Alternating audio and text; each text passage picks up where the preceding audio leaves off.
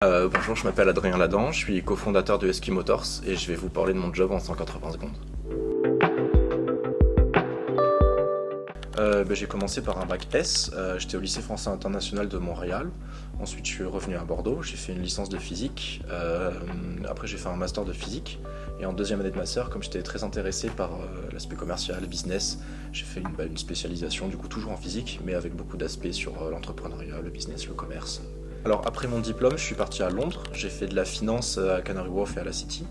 Ensuite, j'ai travaillé dans un accélérateur de start-up. Du coup, je recrutais les start-up pour rentrer dans l'accélérateur.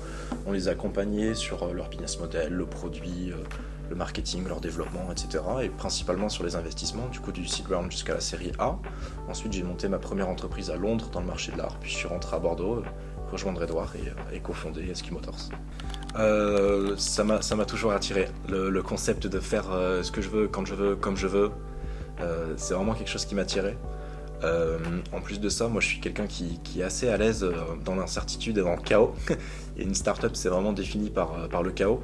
C'est beaucoup d'invention parce que, en fait, on invente un business model, on invente un nouveau produit, mais ça suffit pas d'inventer un nouveau produit, il faut construire toute une organisation innovante autour de ça. Et ça m'intéressait beaucoup. Ce qui m'intéressait, c'est de travailler avec des gens très différents et d'être capable de parler leur langage. On ne parle pas de la même façon à un ingénieur qu'on parle à un avocat, qu'on parle à quelqu'un dans le marketing. Et encore une fois, pour réussir son projet, c'est important de faire en sorte que tout le monde regarde dans la même direction. Et en tant que chef d'entreprise, c'est notre rôle principal de faire en sorte que toutes ces équipes travaillent vraiment de façon coordonnée, comme un chef d'orchestre en fait. Et ça, c'est quelque chose qui m'intéressait beaucoup, de mettre en relation des gens très différents pour les faire aller de l'avant et surtout dans la même direction.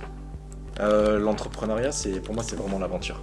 C'est un mélange de découverte et d'apprentissage. Il faut vraiment être très curieux parce qu'il y a beaucoup de choses à faire. C'est très large.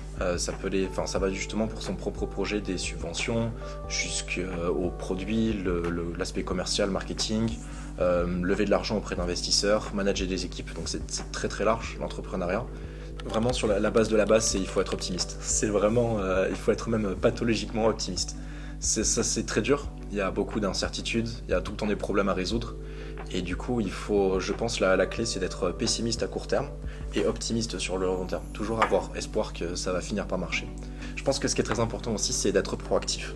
C'est-à-dire que le courant nous ramènera toujours en arrière et il faut toujours faire les démarches soi-même, d'aller taper à la porte. On n'envoie pas un mail, on appelle ou on va taper à la porte. Quand on est étudiant, c'est de voir plus loin que juste ses cours et son programme, notamment si on est en master, que ses cours de master.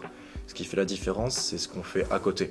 Par exemple, pour parler très simplement, Edouard il a commencé à construire des skates électriques pendant qu'on était en master. Et moi j'ai commencé à me renseigner sur tout ce qui était les startups, le business, etc. pendant qu'on était en master. Donc les cours c'est bien, mais ce qui fait la différence c'est ce qu'on fait à côté, surtout. Alors, contrairement à l'intuition, la première étape, c'est pas d'avoir une idée. C'est d'avoir une idée qui va pouvoir répondre à un problème et avoir un marché derrière. Mais le problème, c'est que si vous faites pas vraiment cette étude de marché, trouver des besoins, trouver un problème à résoudre, vous aurez juste quelque chose que personne ne voudra acheter, donc pas une entreprise. Ensuite, prototypage. Il faut aller très très très très vite voir des clients potentiels, parce qu'évidemment, la première idée qu'on aura sur ces clients ne sera pas l'idée finale à qui on va vendre. Et donc très vite aller les voir avec un premier prototype, une première preuve de concept. Et une fois que vous avez vendu à certains clients, votre mission est quand même assez simple, c'est trouver plus de gens comme eux. La troisième étape principale, c'est de scale. C'est de continuer de faire la même chose, mais plus et mieux. Et donc c'est là que vient les premières levées d'argent. Et cet argent-là, en fait, ça va permettre de le faire rentrer dans la machine. Un moteur qui a pris feu. On était dans les Pyrénées, on remontait les pistes bleues et après on était carrément sur les rouges. En fait, on a injecté tellement de courant que le moteur il a pris feu devant des gens.